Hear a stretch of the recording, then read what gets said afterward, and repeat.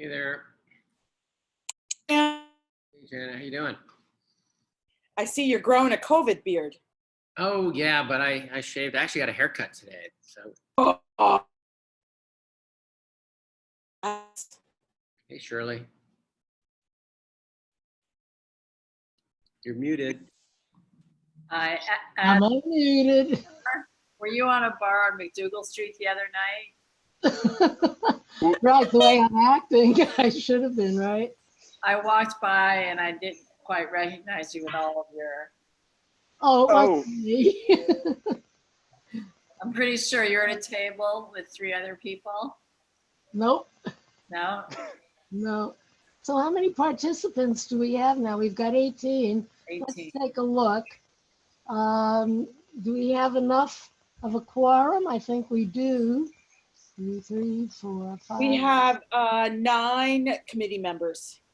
That should be enough. Let's see who our attendees are. So we got 1, 2, 3, 4, 5, 6, 7. Okay, so we have Leah Flax. Hi, Leah. Ritu, could you please elevate Leah Flax because she's our presenter. She's right now as one of our attendees. Carter, you got that? So have we got her now? Let's see. Leah Flax. Okay, there you go, Leah. And there you are. I see you. I mean, I see your name anyhow. Well, I think we have a quorum from our committee, so we can actually begin. So, good evening, everybody, and welcome to Community Board 2's Traffic and Transportation Committee. Oh, there you are, Leah. I see you now. And I am Shirley Secunda, the chair of the committee, and I will introduce my committee by calling the roll. And I think Anthony Wong is on his way. He's not quite here yet, but he will be here. And I'll read the rest of your names. And when I do, each of you say here and sort of wave like that so everybody knows who you are. Thanks. Okay, so here we go. Okay, so Ritu Shatri, and we know she's here. Here. Hi there, Ritu. And Joe Gallagher, is he here yet? I don't know if I see him. We'll get back to him. Yes, he's here. Is he here? Yeah? Yeah. Oh, there you go, Joe. Hi, Joe. And Janet Liff, there you are. And Ed Ma, we'll see if he gets here. And Dan Miller, I see. Can you raise Hi, your everyone. hand? There he is. And Lois Rakoff. There you are, Lois. Can you raise Good evening. Oh, well, we know she's here. And Anthony Wong will be a few minutes late, he told me, but he's on his way. And Adam Zeldin. Hello. Okay, and now for our public members, Joe Flayhaven. I see you are there, Joe, although we don't see your face, but we do see your name. And George Hykalis. George, can you raise your hand and say hi? Thanks. And then we have our chair of Community Board 2, Carter Booth. So Carter, can you raise your hand? Okay, is anybody else with us from the board? I see Michael Levine, so you raise your hand too, Mike. And that's it. So, okay, we've just got one item on our agenda tonight, and that is an update from MTA, New York City Transit, on what's doing with the subways and buses. And we have Leah Flax. Really, you can raise your hand too if you want to. Okay. And she is here to give us that update. So Leah, go to it. All right. Thank you, Shirley. And so impressed to see so many people showing up to your committee right before a holiday, though I suppose none of us have anywhere much to be going. It's still really impressive. Yeah. I don't have slides, but I am going to share my screen and reference some things on the website. I'm going to keep it pretty brief, and then I'll turn it back to you for questions.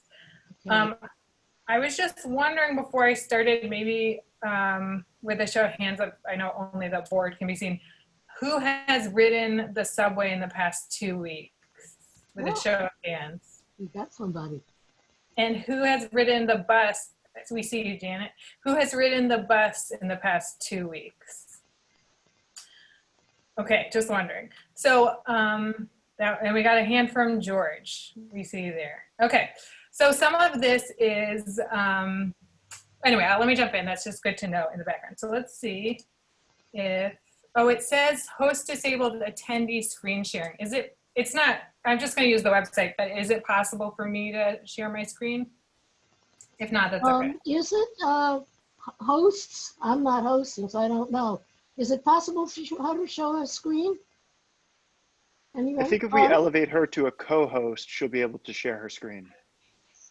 Okay, can that happen? Hosts? Can you do that? Joe? Carter, we can't hear you Carter? if you said something. Yes, she can start now. Okay, thank you. Sorry about that. Okay, Okay, great. great. So we're gonna do this. Okay. So you can see my screen right now, right? Yes, we can.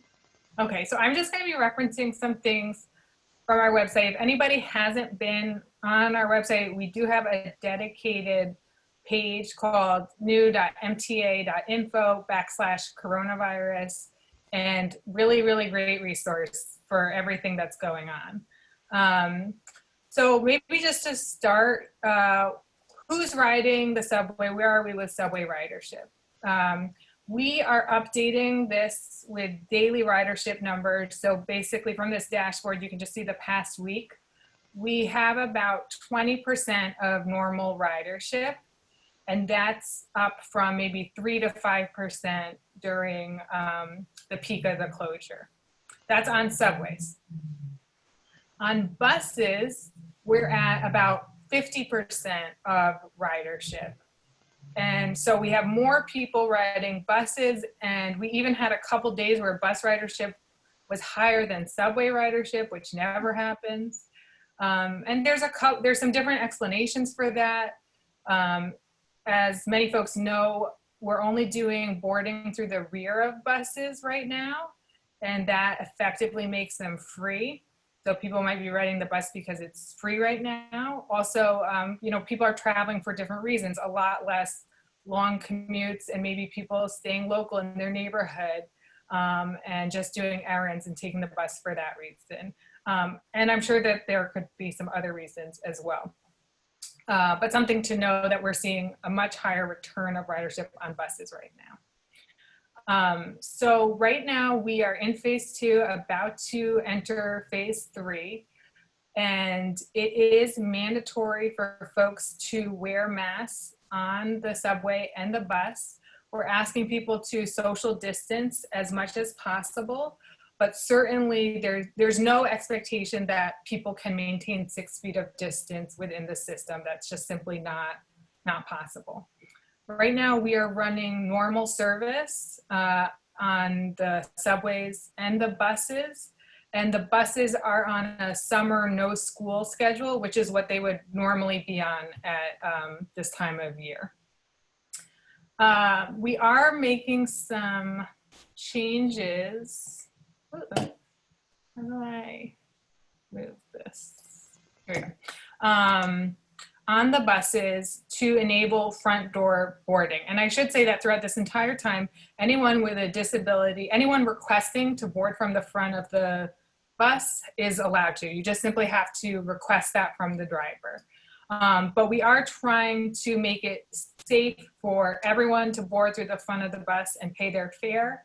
And this week we had an event where we were showing off some of the ways we're doing that, which involve new partitions up at the front of the bus. And of course, the main goal is to create distance between the passengers and the driver, but it also has to be openable so the driver can get out and assist with, for instance, a wheelchair passenger.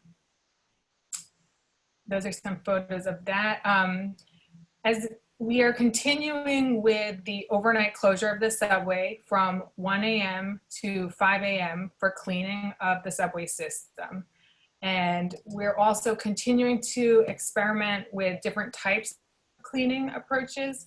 And this was from an event this week where we demonstrated different spraying techniques. So while we have the subway closed and we're doing all this cleaning, we're trying to get more efficient and better at that. And spraying has been a big part of that, and coming up with better sprayers.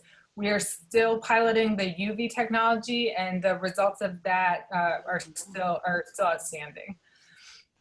What else to say about subway cleaning? So while the subway is being cleaned and the buses, but the subway is the bigger issue because they have to go into the yards, they have to get off the train tracks and go into the yards, versus buses, which is they spend more time at the depot and it's much easier to clean them in different places. So that's why it's the big deal is with figuring out how to clean the subway. So while we have the overnight subway closure, we have increased bus service, both local and express bus service. And we are also offering FHV trips to folks whose travel would take longer than an hour and 20 minutes or require more than 2 transfers. And we are planning to continue the overnight subway closures while we're still dealing with the pandemic. So that's the current status of that. That's what we've been saying this entire time. And at this point, we really don't know when we'll be able to declare, oh, the pandemic is over. And of course, that's obviously anyone's guess when that's going to be at this point. I think there was a question maybe about contactless fare payment.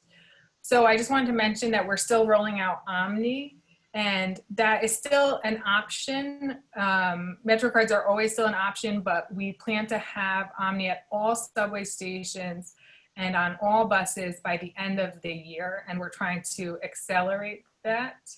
But again, the MetroCard will not be phased out until 2023. I think I'm gonna stop there, and if that's okay with you, Shirley, and see what else you would like me to address. Oh, well, okay, Leah. I should tell everybody, a lot of people are familiar with our approach, which is ordinarily what we do is we have the committee ask questions. Then after the committee asks questions, we open it up to our guests, and we see at this point we've got, oh my goodness, let's see, 7 attendees. So they can ask their questions and do comments after us.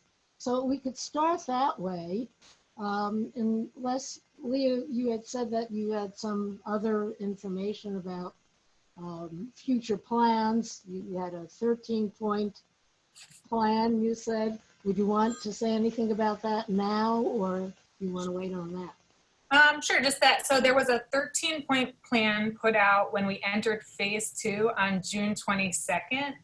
The reason why, so phase 1 was when different construction activities were being allowed and emergency work. There was no phase 0. Phase 1 was, when we were at the start of the pandemic. Mm-hmm. Phase 2 was when more people were entering the subway, and we put out this, let me see if I can share it again, this 13-point plan.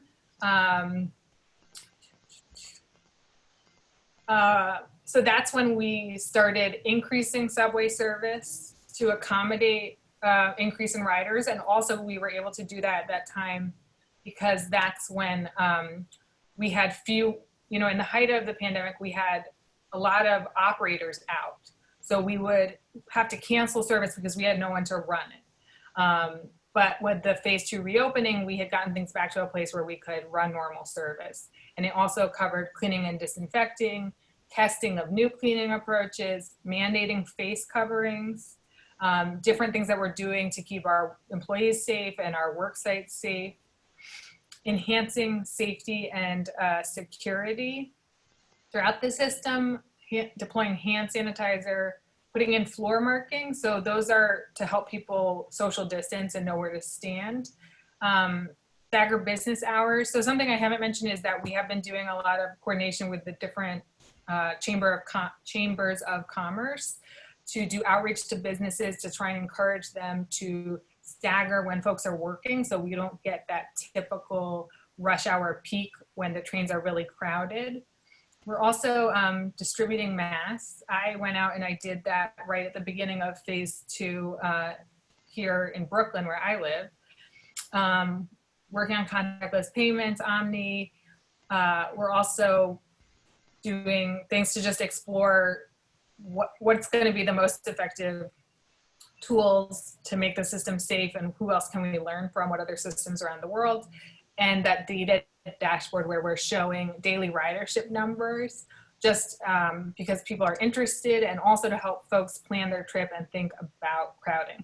So we did that for the beginning of phase 2. Phase 3 starts on Monday the 7th.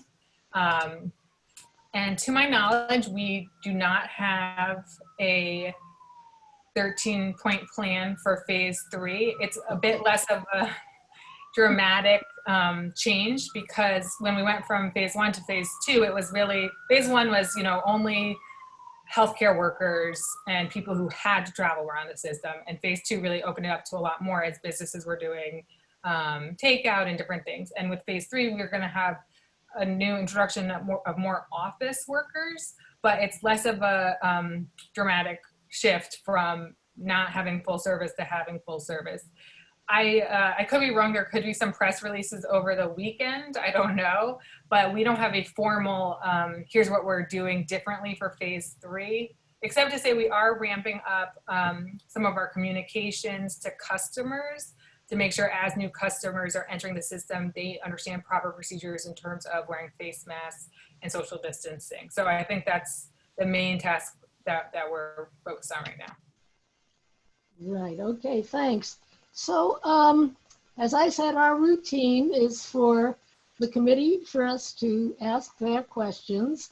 Then we open it up to our guests, and also community board folks who aren't on the committee get to ask their questions too. So we'll do that first.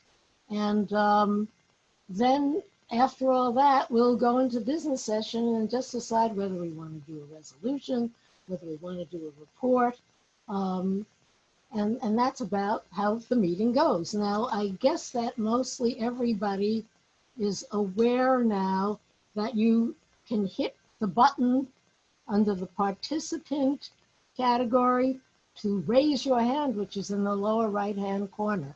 So anybody that would like to ask a question, and I see Janet Liff is first, but everybody else, please raise your hands, and either Ritu or I will call on you, or Joe. Joe is supposed to be doing the timing of all this, and there he is. And Ritu, where are you? Ritu is doing the whole backup technical stuff.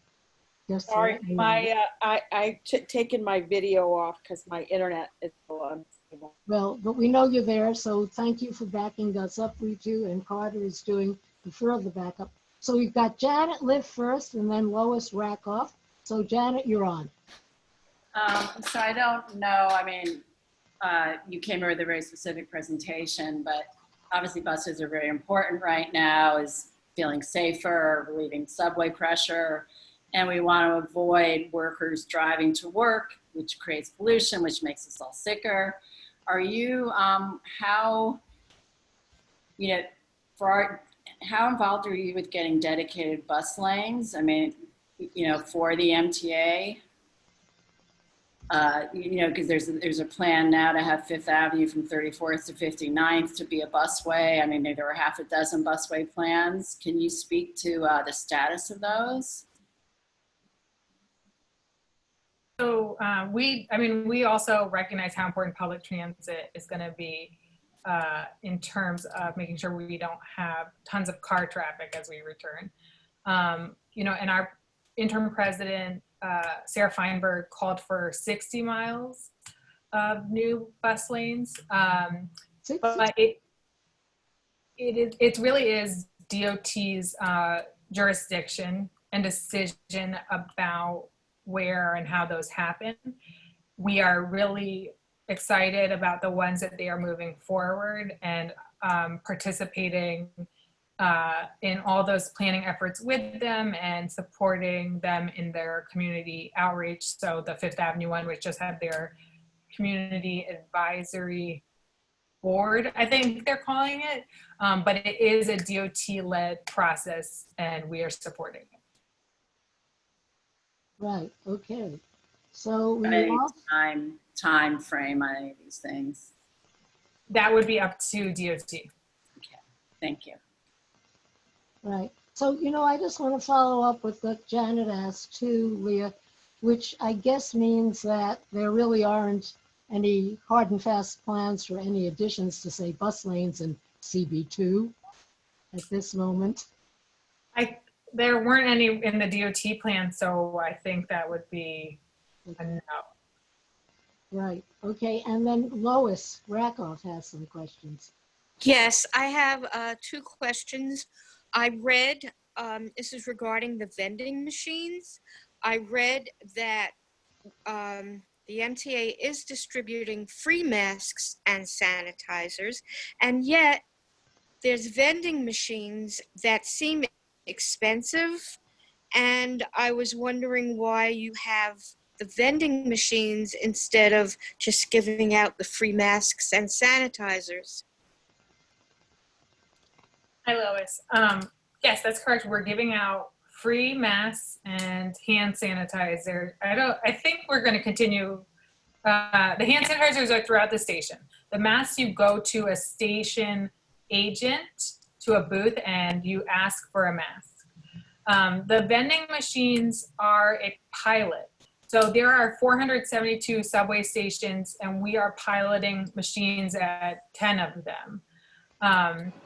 I think, you know, personally, I agree with you. Like, I would rather have a free mask than a $10 mask, but it is a pilot. And I think some of the reasons why we're doing it is it does present the opportunity to make masks available at more locations. So not just those station booths, but for different places throughout the station. And the people the vendors who make these machines, they think that they might be viable, and we'll see with the pilot. My question, the follow-up on that is, it's pretty expensive. Can you use your credit card or coins or actually cash for the vending machines, or your Metro card? How does that work? The vending machines take credit or debit cards only. Okay, not your Metro card. No. That would be easy. Okay, and my next question, not related to that, but about protocol, about the social distancing. I like that you're having designated areas. This is for the train. Is it for the subway where you stand and then the doors will open so that you're not close to someone else? Is that, yes? It's like a visual reminder to distance, and it helps you know what 6 feet is. So, you know. That's great. Yeah. I think it's great. But when you enter the car, how do you handle, not you, how do we, the traveler, handle social distancing? We don't expect that 6 feet can always be maintained when you're in a transit vehicle. And so the idea is to make sure that you're wearing a mask, make sure everybody's wearing a mask. Personally, I have not received many complaints of crowding, and I've seen a lot of pictures of, you know, people alone in a subway car. So it hasn't been a huge issue yet, but as people return to the system, it certainly will be. At this moment, there's no decals like skip every other seat. There's no visual markers within the train cars. Do you suggest that a person, a traveler, sit in a car where no one else is, or just another person? That's up to the traveler, and if you are feeling unsafe, I definitely recommend riding in the conductor's car. Okay. And And if you know where that is, you can look for the. Yes, I wave, I see, yeah. It's a meeting place because the beaches are now open, and so people will be taking the subway to go to Coney Island and other places. So, and then the last question, again with the protocol for the buses, protecting the driver is a wonderful thing. I like that a lot. But what about the social distancing for on a bus? Because the bus is a more confined area than the subway car, and that's one. And also, will there be air conditioning or an air circulation of some special kind to keep the air quality good and clean and protective? I would have to get back to you about what they're doing in terms of air quality. I've definitely seen pictures where windows are open or the top hatch of the bus is open, but I actually don't know if that is a policy or just something that people are doing. So I would have to get back to you on that. Okay, thank you very much. Okay, so Dan Miller. Oh, thanks. So a quick question. What is the MTA charging for the fees to the vendor? How is that vendor picked? I definitely don't know. You don't know. But there are fees. I'd imagine that they probably had to fill out some kind of a proposal, right? But you don't know. Yeah, I mean, it's to the point that it's so expensive that it almost is unaffordable in some ways. So I was wondering how they were picked. Mm-hmm. We also heard a little bit about free bus rides that a member sent to us. Late hours. Can you expand on that at all? Yeah, so for the 1 to 5 a.m. service on the buses, the express buses and the local buses, fares are not being collected as a policy. How about during the day? Are the buses free during the day? I was under the impression they were. They are effectively free during the day, but not as a policy. It's that we can't board people. We don't want to regularly board people through the front, so we can't collect fares on local buses. My understanding is I think express buses, where you can only board through the front, they are collecting fares. So it's effectively free, but that's not the policy was not, we did not make the buses free for this period. We made them free during the overnight when we're not running subway service. And we would anticipate, but I would definitely wait for any official announcement on this, that eventually when and if they feel like they can safely have passengers boarding the front of buses, they'll start collecting fares again. But that's not across the board yet. No. Okay, right. So I see that Adam Zeldin hasn't had his turn yet. Adam. Thank you.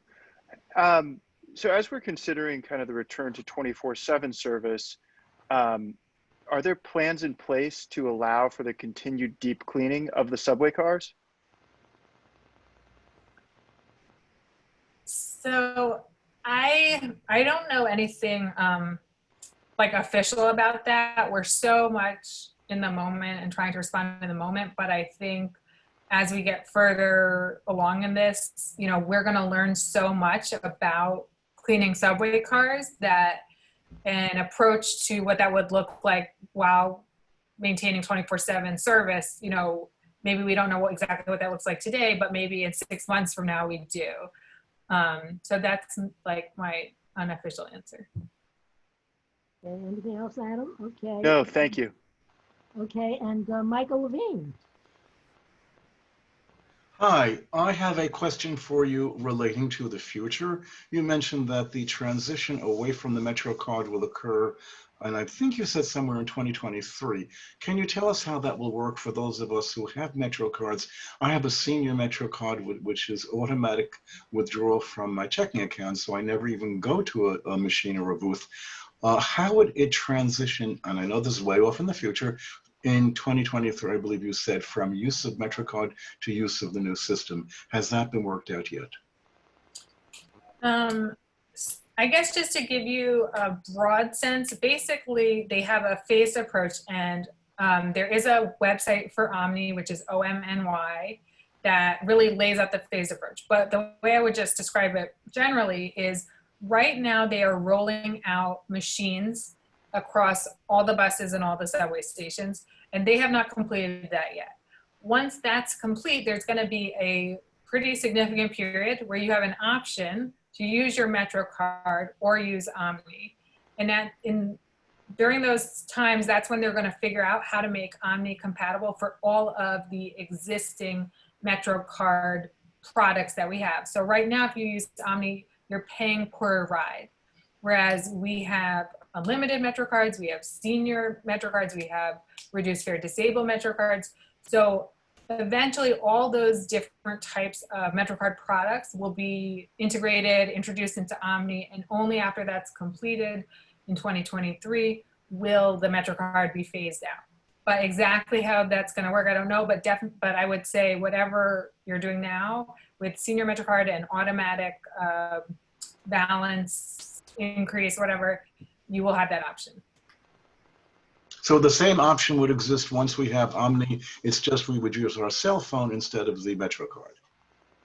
Right, you could use your cell phone for RFID, you could use a credit card, and there will be a Omni card, which is going to be different than a refillable Omni card for people who don't have a credit card or don't have a smartphone. They will be able to get a refillable Omni card, and you'll tap it versus swiping it. Thank you. Thank you. Very good. So anybody else on the committee? Shirley, I had another question for them too. I can't raise my hand. And Joe, Ritsu, and I can't raise our hands, just so you know. They just call out. Yeah. So the subways and the buses are critical to our community because we rely so much on visitors coming here. And I was wondering what you guys are doing to promote and explain what you're doing to make the subways and the buses safe, and also the trains into the out to the regional train systems, because everybody that I've talked to doesn't feel safe getting on the subways. And I'm just wondering if you've reached out to any of the large corporations with any sort of educational component for their employees, or if there's any of that going on, because it's to us, it's very important that we get people coming back into the city. And I'm not hearing it from the people that I speak to that they've heard anything that you're doing right now. So I'm just wondering if there's a component in there, or if there's something that that you guys have been doing to promote what you the safety of the trains and what you're doing. Yeah. There is, I think maybe it's a little less visible, the work that we're doing with the chambers of commerce in the different boroughs. We are working with them. We're also working directly with businesses. We are surveying them, trying to find out what their plans are so that for having workers return so that we can support them. And Chairman Foy in June wrote an open letter to businesses. I don't remember where it was published, but it was also, sent out to them about what we're doing and that we want to work with them and partner with them to make sure that we're supporting them. That's really focused on workers. In terms of visitors who maybe don't live in New York or hear New York news, maybe that word isn't getting out as much. And we are doing a lot of press appearances, trying to get the word out that way, but perhaps we're not doing that much to contact visitors, but I don't know if that's really I don't know if we would promote that at this point. I'm not sure. Okay. Anyone else? Okay. I have about half a dozen questions or so. The masks, they're required, but how are they enforced? So is there a method to get them to wear the mask? We have a lot, our first line of defense is really communications and signage. route, we have a lot of digital and printed signage. And, you know, we have all these people modeling good behavior. If there is somebody who doesn't want to wear a mask, then we ask that they come back a different day when they are willing to wear a mask. And ultimately, our partner in that is the NYPD. And per orders from the mayors, they are not ticketing anyone or arresting anyone, but it would really be up to them to, you know, confront someone and ask them to leave. It's not something that we ask our conductors or bus drivers to do. That would not be their responsibility. So do you mean the actual MTA police would be enforcing? I'm a little confused at what you're saying. It's NYPD. They do enforcement throughout our system for everything. So, yeah. So they actually go to people and say, can you come back another day? I think it's kind of important that people do wear masks on the subway and as well as in other places. So I really would like to know if it's really done. We've been getting really good rates of compliance, and they do have officers out at different stations, and I believe they're using school safety officers as well. Oh, really? And Mhm. so they talk to people, in other words. Do they do? Okay, that's what I wanted to know. So somebody is coming over and saying, say, maybe you'd like to come back tomorrow if you don't want to wear a mask or something like that. Okay. Yeah, but it's really, I think I mean, I have not been writing the system. I've been home myself, working from home, but I think it's not like there's officers at every station watching people entering. So I don't want to give that expectation. It's more on a spot check basis, I believe. Okay. And let me just see what else. Oh, so you talked about the enhanced bus service. Could you talk about that a little more? Is that the bus service that makes up for the lack of the subway in the evening, right? Is that the one that's only from 1 a.m. to 5 a.m.? Mm-hmm. Yeah. So where is that available? Is So that available at the subway stations themselves?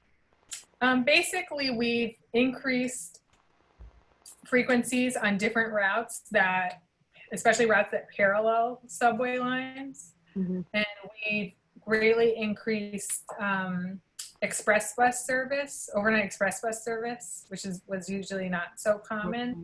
And if you go on our website, you can read more about that. And those trips, those additional service, that increase in service is also in our trip planner.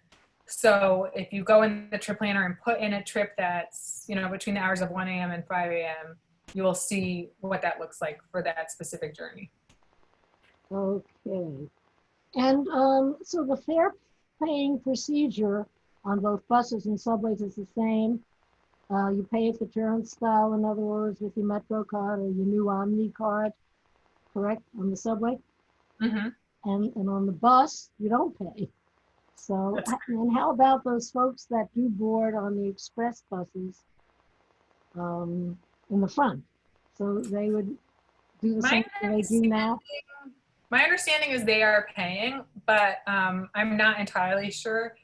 We don't, focusing on Manhattan, I don't talk to folks about express bus issues as much. Okay, but the procedure is the same.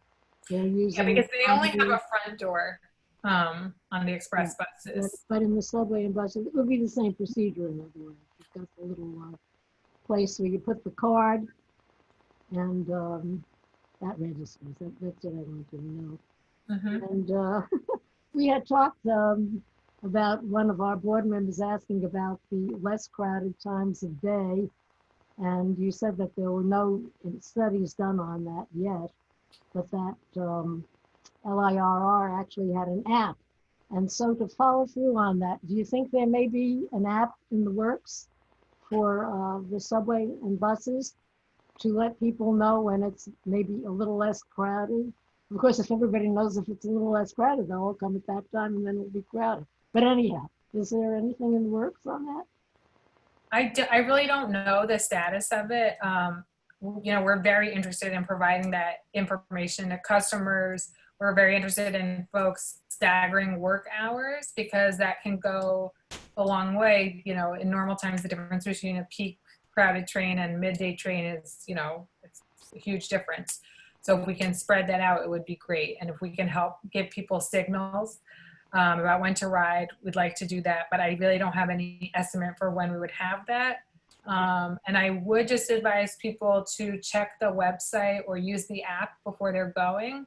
Also to check for any service changes. So, you know, just like before COVID, we do have, you know, issues where, you know, trains break down, somebody gets injured on the track and there's suddenly a service issue, then you're going to have more crowding. So if you check before you go, then that's going to notify you of those issues. Okay. And Leah, so before you go, would you just write down the website on the chat so that we'll have it for everybody?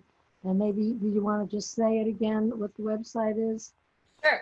It is, and I think you don't even need to type in new, it's just that's our website, but it's new.mta.info/coronavirus. And that's the main page. /coronavirus, okay. I just put it in the chat. That's the main page. As you scroll through it, you'll see many, many other links. So there, you'll see a link to information about the overnight service. You'll see a link to the 13-point plan. You'll see links to the great video, customer communication, keep them covered videos that we're making. Okay. Really good resources. Great. So I looked at the material. You sent me all this great material and it really was very informative. So can you tell us a little bit about the data dashboard and the subway dashboard and the bus dashboard and the station dashboards, which I assume all are related to each other? I guess they're posted information, is that it? What would a bit dashboard be exactly? Yeah, so the data dashboard, I think the first thing that I showed was that ridership dashboard. And that's the main one that we have. We have bus ridership, subway ridership. I didn't scroll down, but you can also see MTA bridges and tunnels passages, which Janet, you would find interesting because it helps you track the rate at which cars are returning. And then we're also tracking ridership on Long Island Railroad and Metro North. Right, so in other words, all of that is on that website. You just gave us the address of. Okay, Yes. so that's, and it's just information, statistics, I guess, right? Yeah, trying to be as transparent as possible and share data with folks about what we're seeing. Okay, and here's a question that I know you have no answer to, but of course I want to bring it up, and that's the budget and the capital budget in particular. And have you gotten any more optimistic information or any information on the possibility of the federal government providing funds? Yeah, as you suggested, I really don't have any. 2.9 billion, was that it? It is a dire situation, and if you're looking to, if you would like to learn more about it, I definitely recommend tuning into one of our board meetings or reading the materials that are prepared for the board meetings, which are posted online. And you can join live, or they're all recorded and shared online. So our chief financial officer, you know, gave a somewhat grim outlook at the last board meeting. And the next one is coming up July 22nd. And it really is contingent on us getting that additional federal funding. It's so important for the health of the MTA and for the city. Right. I don't suppose there's anything we can do to be of support in that way. Just, I think, support your congressional elected officials. And I think we've seen them fighting for us both, you know, all parties know in New York know how important the MTA is. So we don't think it's been a partisan issue, but let them know. Right. And how will this affect fares? Do you think this might have to lead to a fare increase? I mean, I really wouldn't have I couldn't guess that. I think obviously the fact that the economic pressures that so many folks are under is a huge consideration. The fact that ridership is not high right now, so it wouldn't even have the same effect it would have a normal fare. We'd have to increase it so much to get, the same increase in funds of a normal fare increase. But, who knows what's going to happen in the future. And I really couldn't make any commitments or forecasts on when or if there will or won't be. Okay. And my last question, and then we're going to go to our guest.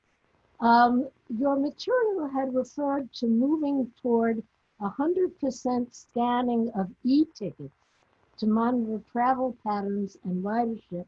So I guess the question is, how does that work? And would that be involved with fare payment eventually, so that it would be contactless? I think e-tickets is a Metro North and Long Island Railroad app. So I think it must have come from an MTA press release talking about the things that other agencies do, not transit. So that isn't going to apply to New York City Transit. Okay, then I'm done. And let's see, attendees, raise your hand. I see Andrea Peterson has a question, right? Andrea?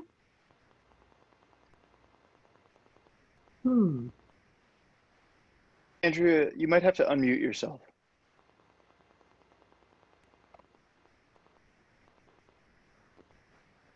Hello? Andrea. Hi there, Andrea. Hi. I unmuted myself. Anyway, Card, I live in this neighborhood. You're my community board, and I'm very active with TA, Transportation Alternatives, and we're really gung-ho on trying to get a busway on Fifth Avenue, and I know it's changing these days, but I think it's a really important measure now and in the future. And I think it's something that you really need to think about.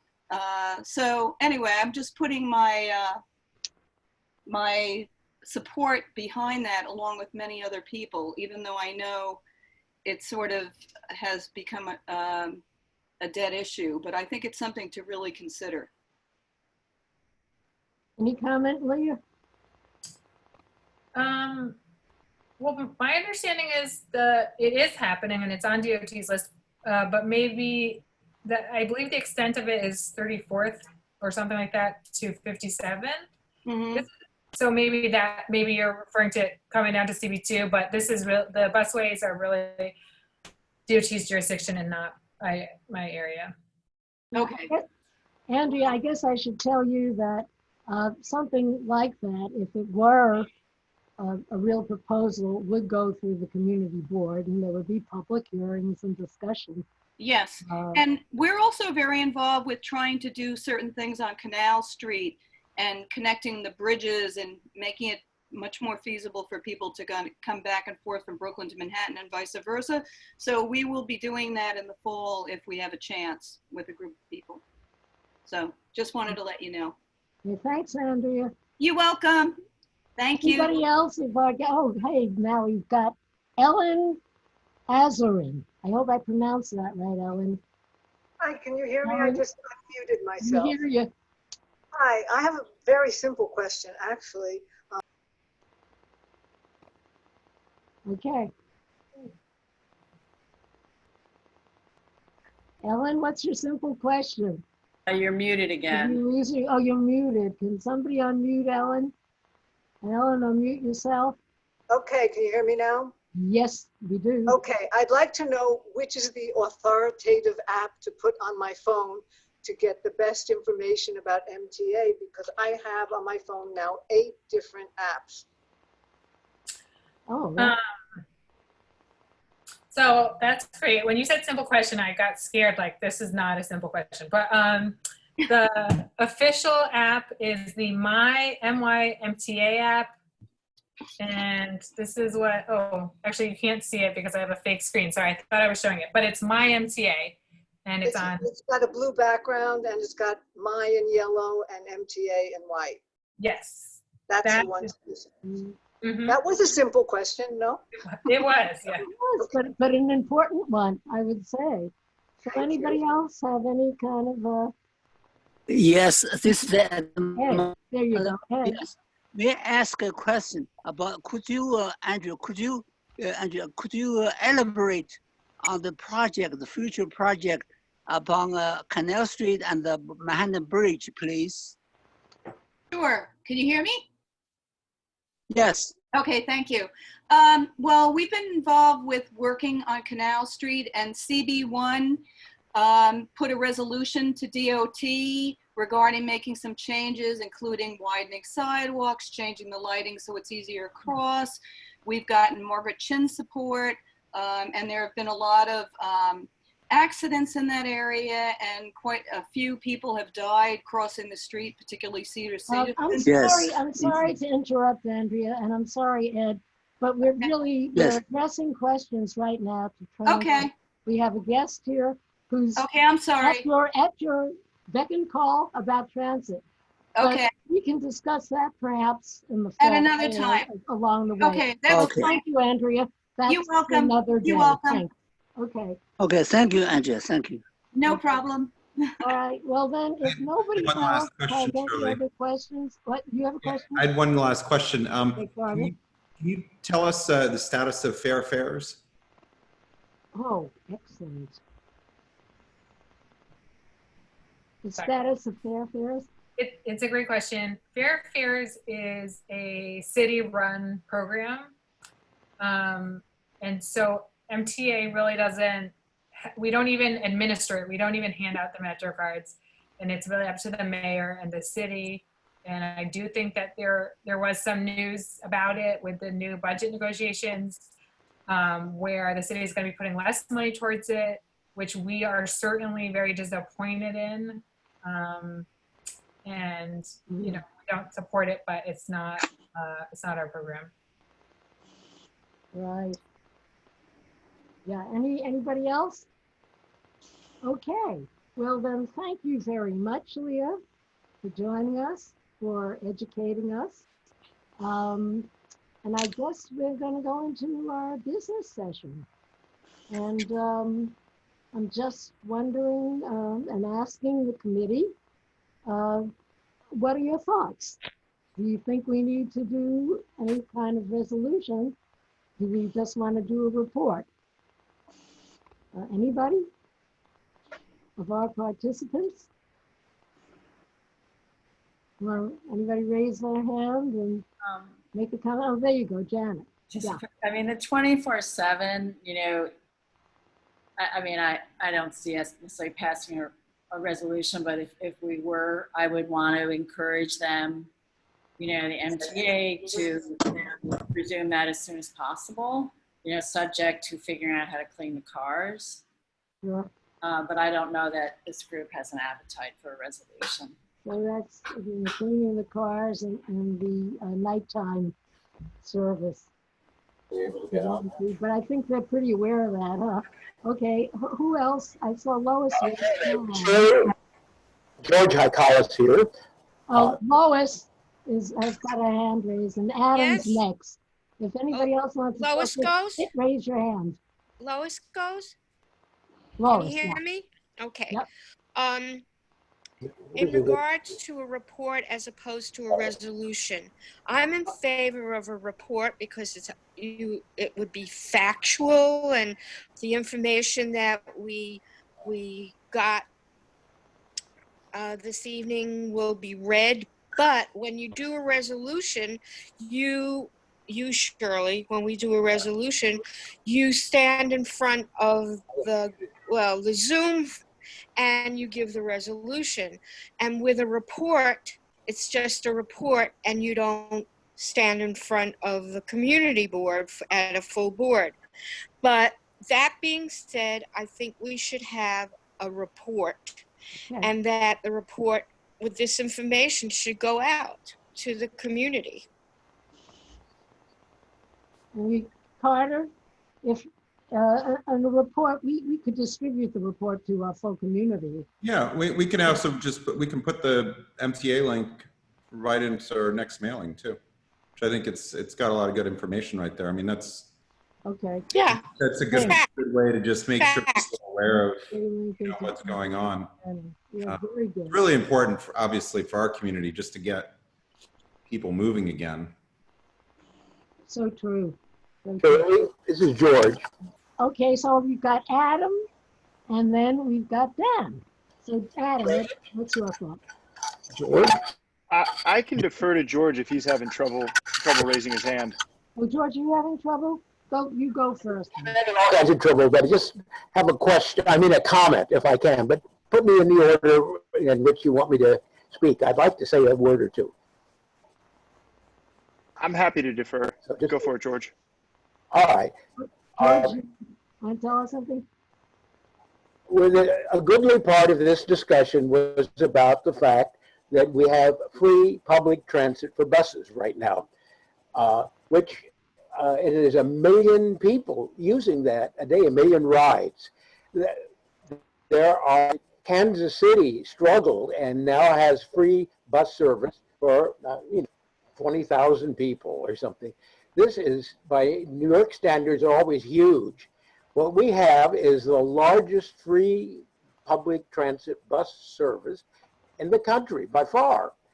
And it seems to me that we ought to be happy about that and get to our elected officials, not necessarily the MTA staff people, because they don't make decisions like that. It's about why can't we say that our board says, yes, we like the idea of having free public transit. We've gotten used to it. We've had it for a month. We're going to have it for another 2 months. We'd like to have it continue, not only on the buses, but on the subways, period. And that's a position that our community could take. It's a political position. And I really think we ought to get that word out, because someone has to speak up on behalf of the riders. And in this catastrophic period of time, the last thing we should do is nickel and dime people are using public transit because it's the right thing for people to do in this global warming catastrophe we're about to face. I'll just stop there. If we were to make a resolution, it would be, we are happy with having free public transit on our bus system. We'd like to have it continue, and we'd like to have it extended to the subway, period. Anybody else comments on that? Any feelings about it? Dan? Adam, go ahead first. I'll come in right after Adam. Yeah, Adam's first. Okay. I was just going to say, George, I definitely, agree that that's something that we should consider pursuing as a resolution. I wonder if it might make more sense to have that as a committee item next month, and we could request specific information about some of the financial impacts or financial requirements to do that. I don't know if there's additional information that we would need in order to support the most thorough resolution to request, continued open bus service like that. Yeah, I mean, I'm going to just follow up what Adam was saying. I think this was a momentous piece of information that we were given. And I think it requires more study. And I'm 100% in agreement with both Adam and also George that this is something we need to explore more, should fall within a report. Oops. Dan, you muted yourself. So all that was for naught, huh? No, not all of it. You were in support. Where did we leave off? Momentous. I think that I agree with Adam and George. I think we need to study this further, and we should invite someone who can speak more upon it based on the financial implications. But also, this is incredible progress, in that it's a way that people will leave their cars behind and take free public transportation. It actually, however they decided to do it with buses, it makes a lot of sense. But we should actually push for that for next month's agenda item, and put it in bold in this month's report. I just want to Right, add. and we would put it into our report this month. Okay, and in bold. And I'm writing that down right now to remind myself. In bold in this report. And we've got now, Adam, do you have more to say? I still have your hand raised. I do have a different topic, but I think George had his visual hand raised up probably on the same topic, so I can let him speak on the same topic. Is it all right, Shirley? I would. Sure. Right now, the buses are free in New York City. Is that right? And they will be free for another month and a half. We're not going to have another meeting in a month and a half. If we roll over and play dead, it's going to be, people will forget about it. Right now, we have free public transit. It's going to be taken away by the governor. He's already said that. He wants the fares back. If there's no pushback, he's going to be not only be free, I mean, not only the current fares, they're going to go up and up and up. Unless the riders and people that benefit from a high quality, cost-effective transit system, if we roll over and play dead, we're going to get screwed. That's okay. I don't like that, period. End of story. Okay, I actually have a comment about this. I think that if this one community board is going to ask for this, it really is not going to have very much clout. I think if we're given a little time to muster a couple of other community boards to also have it on their agendas, maybe we have a chance. That's my feeling. So Adam, anyhow, you're up. Thank you. So sort of an unrelated topic. I know we were considering whether we want to do a resolution this month. And there was sort of a, Janet made the point about the 24/7 service with cleaning. The only other point that I would have for a resolution, if we were to put one together, it's very minor, but I think I heard that the open windows on buses, it's not, we don't know if that's a matter of policy or not. We might just request that it be part of the policy that to the extent possible, windows are opened on buses and trains, if it's not raining or something like that. Okay, how does everybody feel about that? Yeah, I mean, I agree. Makes it much safer. I agree too. Circulation, crucial. There's also a technology that is available, which is the UVC lights that can be put in all HVAC systems. And so they can be installed on buses and subways. I don't know if that's going to be a consideration, but that really would be something that I think the MTA should look into. What are they called? What kind of lights? I can send you information about it, but it's the UVC light. I'm just doing a new construction on a new office space, and we have installed. We have two choices: either what is it called? I want to say osmosis. It's the ion charging. We could have put that in, or the other one that was recommended to us was the UV lights. You know how if you use UVC, it breaks down the perimeter of viruses and bacteria. Oh, like the ultraviolet. Yes, exactly. Yeah. You mean to do that, they're doing it now. Right. They are using ultraviolet now, but you're suggesting that should be a continuing practice, right? So they were talking about using it externally on surfaces. I'm talking about using it within their air conditioning heating system. Oh. So that the air that you're breathing, if there was a virus in it, it would be cleansed before it was recycled. Get it. Yeah, interesting. Very interesting. Okay. So anybody else have anything to say on that? I see Lois also had her hand up, or was that from before Lois? Well, I like the idea about the buses, open windows, or the ultraviolet lights, or the UVC, but I don't know if anybody remembers when there was not air conditioning on the subways. I'm one of the older people, and when you get on, and in the summer especially, when you get onto that subway car and there's air conditioning, you get, so it would be really great if we could have the UV lights. I haven't been on a subway yet where the windows are open. It gets really hot. And we go through tunnels, and I don't know how sanitary those tunnels and the air quality in the tunnels will be.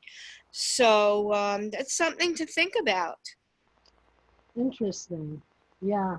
Remember? I think. Remember? Oh, I do Shirley, remember, no and air I think with the windows open on the subway, it's a lost cause too, because it's a lot. But yeah, the buses. So Adam, would you be willing to work up a little resolution on that? I could put together some draft language that I could send, and we definitely want to be considerate of, Lois's very valid concern that we don't want to turn the subways or the buses into, sweaty, hot, uncomfortable places to be. And maybe we can tie in Ritu's idea about some of the UV sanitation. Maybe there's a balance. We could just propose several ideas and see what might stick with the MTA. And if we're going to do, yeah. Oh. No, George's idea was simply for buses, I think, was to keep the windows open on buses, to allow for that.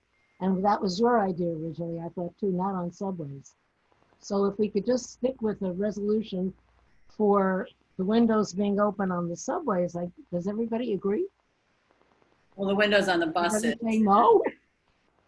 and to get the UV stuff in the subway. Yeah, and Ritu, could you send us a little language on that? Yes, I'm going to send you a link and some language. Okay, so Adam, you and I should talk back and forth. If you can get that to me within the next few days, that would be really good, okay? Of course. Okay. So if we're creating a resolution, how do people feel about also, encouraging, because right now the system of, shutting it down and people do the 2 trips and they get 4 higher vehicles. Can we say something that we encourage the MTA to return to 24/7 service as soon as possible? Oh, sure, we can say it, yeah. Janet, would you like to do that language, please? Sure. The whereas and the resolve. It would just be 1 whereas, 1 resolve. Same thing with you, Adam, just 1 whereas and 1 resolve. Ritu, 1 whereas and 1 resolve. Anything else, gang? Or how about our other community board 2 folks? Any thoughts? Okay, so we'll do a resolution, which will be tripart. And, Michael, yeah. Yes, real quick, if we're going to be asking for return to 24-hour service is great, but I think, again, we need to reinforce, and I don't know how we state this, that we're very much in favor, not just of other techniques, but the kind of cleaning we understand has happened for the few hours the subway system has been closed for the past 3 months. So I think the resolution should state something like, open 24 hours, but continued cleansing of the subway cars as they have been for the past 3 months.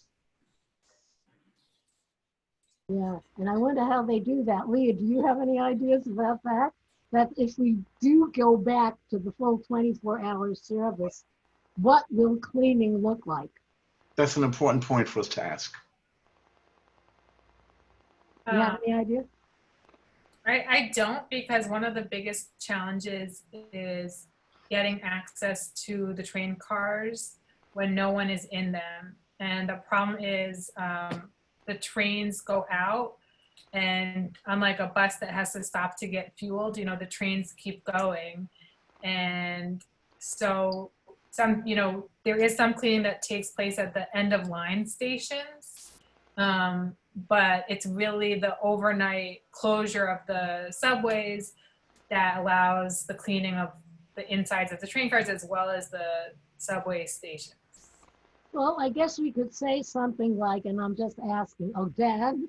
Yeah, I don't know how we can ask for 24/7 without figuring out how we're going to clean the trains. But it's not, I don't know that we have to we can just say, because they're looking at various techniques, that we encourage them to continue to pursue more efficient and more effective ways to clean Well, the I guess train. we're going to take some of the trains offline. So we need, I mean, once again, I still don't feel like we should have a resolution. I think it should be a report, and that we should identify what we need to get further information on. That's my personal opinion. How about if we just simply say we encourage MTA New York City Transit to resume 24/7 service as soon as it's safe to do so. Yeah, right. Right? How's that? Okay? Everybody agreed? Anybody As who soon as says it's safe to One do of the so. other- agree, say no. One of the other things is we, you know, since there's no money, I think that we need to start ranking things in order of importance, you know, when we're asking for them, because it's important to know what's important to do when there are no funds available. You know, rolling out UVC lighting and all the, that's not cheap, and it's going to take a long time to implement. And I just say that because I think we're going to be facing this in everything, that there's no money. And so we need to really be able to articulate, you know, they all are great ideas, but which ones are critical? And that's just something, you know, and I kind of agree with Dan. It's like, until we know that, advocating for different things doesn't quite seem like the right step when we can't evaluate between all of them. Yeah, but we're never going to get the actual numbers, and you know, we're not the engineers, and we never get that detailed kind of information. So I feel like our resolutions are more about, you know, it's a position, and then it's up to the MTA or the DOT to see what the mechanisms are.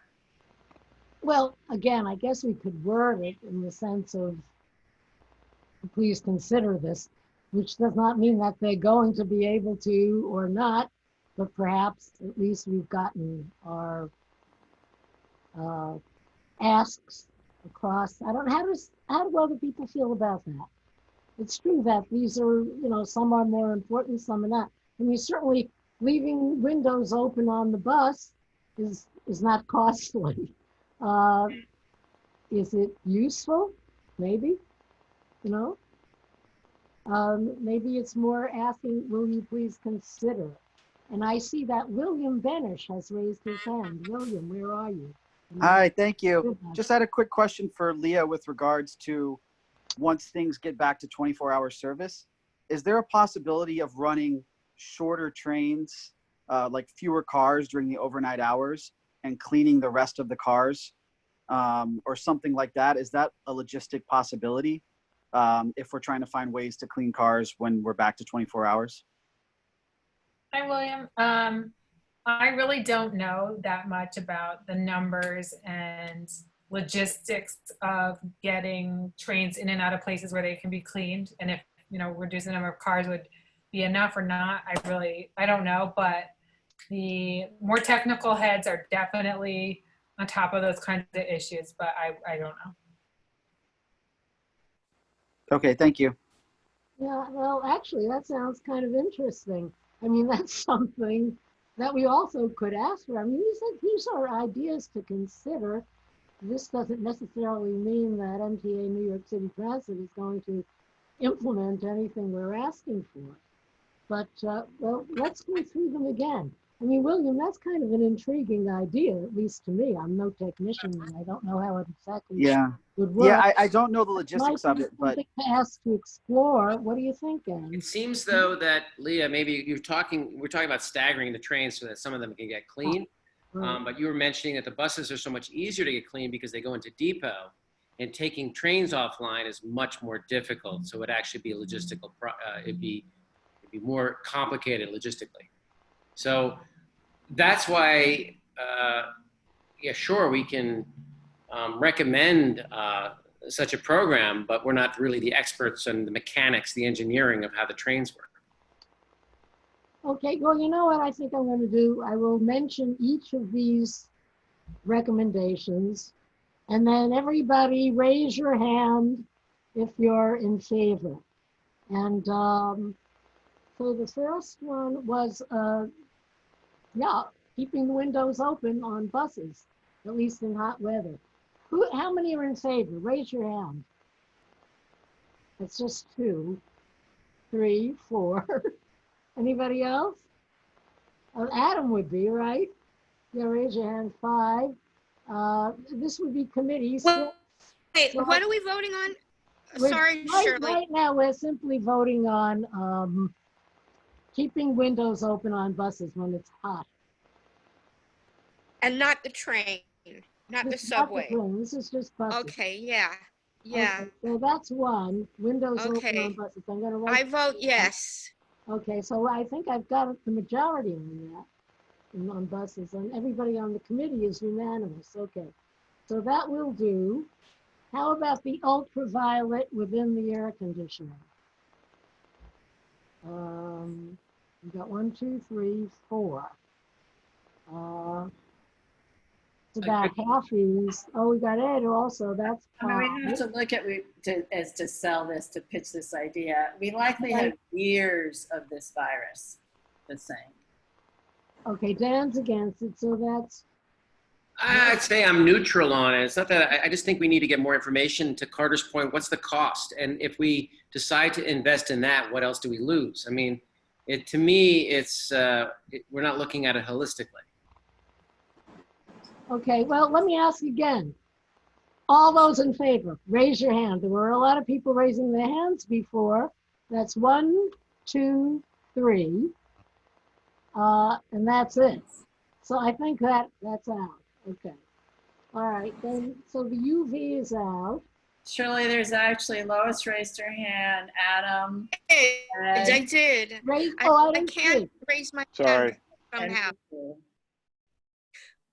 Ed, were you in favor of that one?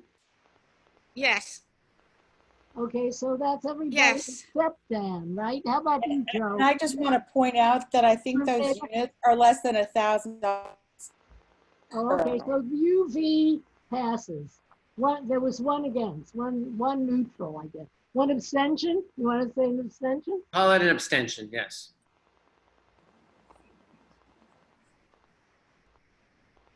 And, beginning to think, the return to the 24-hour service.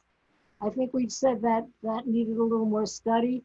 Well, subject to, as long as they, we would qualify it, but it's just making a statement that we.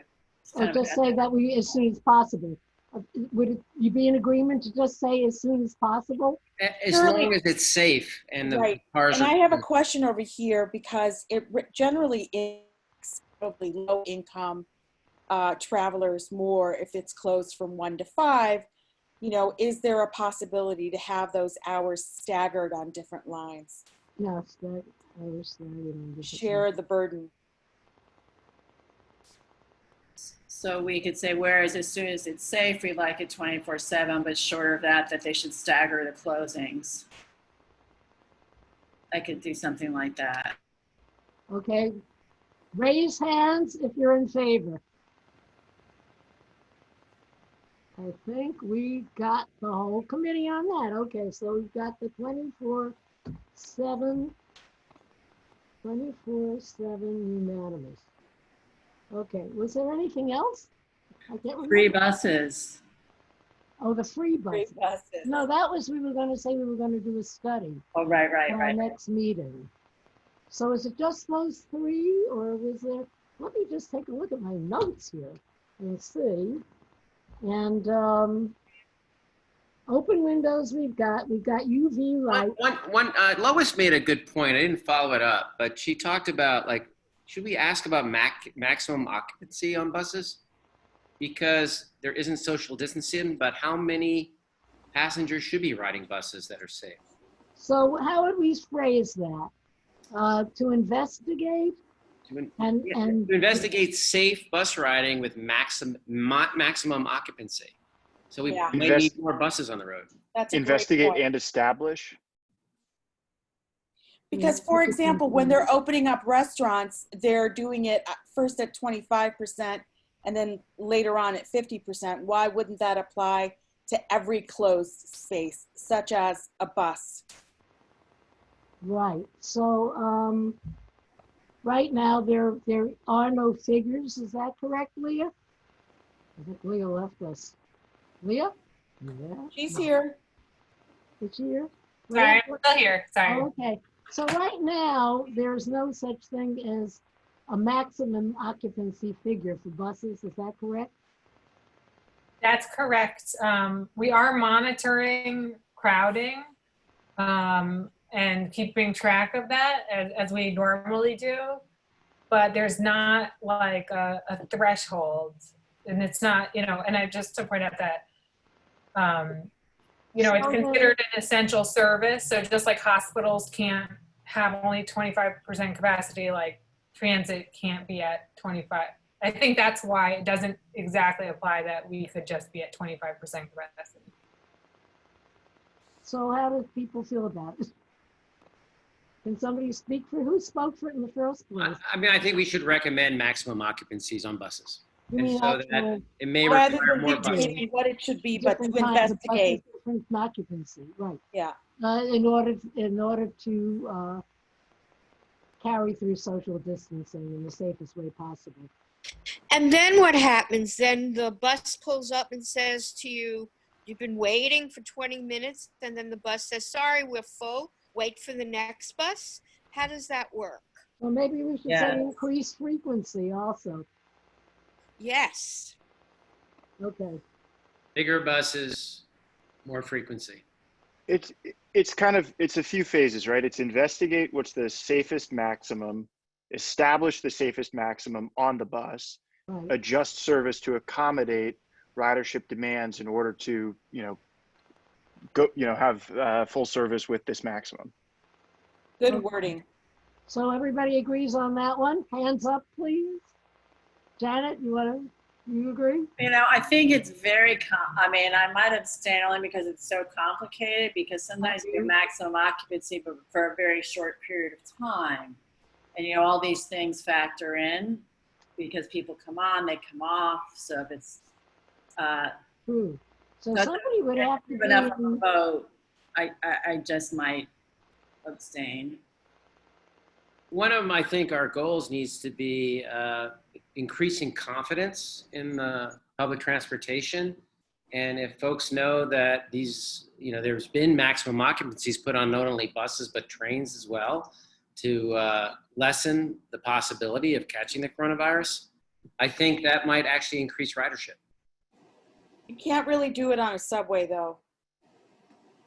There's no monitoring. All you can do. Who monitors on the bus? The bus driver? Well, the bus driver, you could also just cordon off certain seats, like you would in a waiting room. Oh, sure. Right, like don't sit here, like they tried to do in Oklahoma, at the arena. Right. Okay. So buses. Okay, who's in favor? Raise hands. Lois, you're in favor. You're the one that suggested it, right? Ed, are you in favor or not? Okay. So we got you, except for Janet, right? Yes. Yes. Just be an abstain. But, you know, this is going to be really difficult because this is going to be little separate resolutions. I'm just realizing. Okay. So this has got to be a separate resolution because there's one abstention. Sorry. One abstention. We're going to have We're talking things up, Janet. And what was the one that you were against, I've forgotten it. The ultraviolet light. I just wanted to know more financial information. It's only $1,000. If that's actually a fact, then I don't think I would be against it. That seems like a reasonable number. UV is also Per HVAC box, per VAV box. And that's including installation and everything else is $1,000. Is there anything else? I think that William, you want to speak again, William Benish? Yeah, I'm sorry. I just had one quick follow-up on the same topic I was mentioning before with regards to subway cleaning.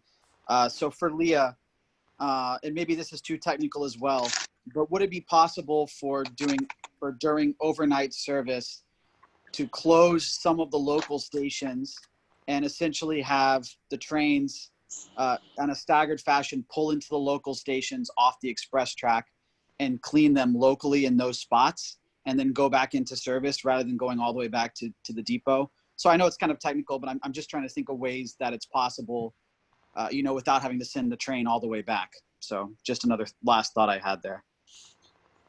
You know, it's an interesting, creative idea.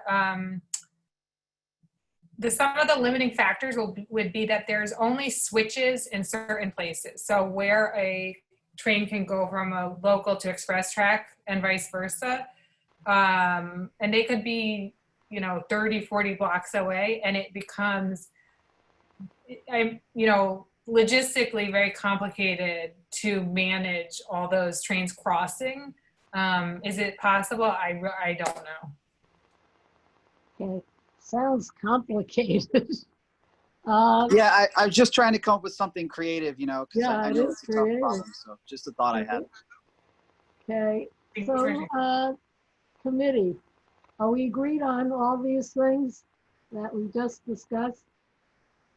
Pretty Yes. much. And over the one separate one with Janet abstaining. All right, a short resolution. Okay. I really think we've done it.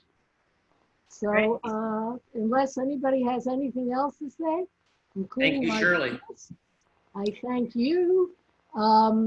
Adam, you'll send me Thank your... you, Shirley. Thank you, gang, for all Everybody, your have a good ideas. weekend. Wait a minute now. Adam, you're going to get me in a couple of Yes. days your verbiage.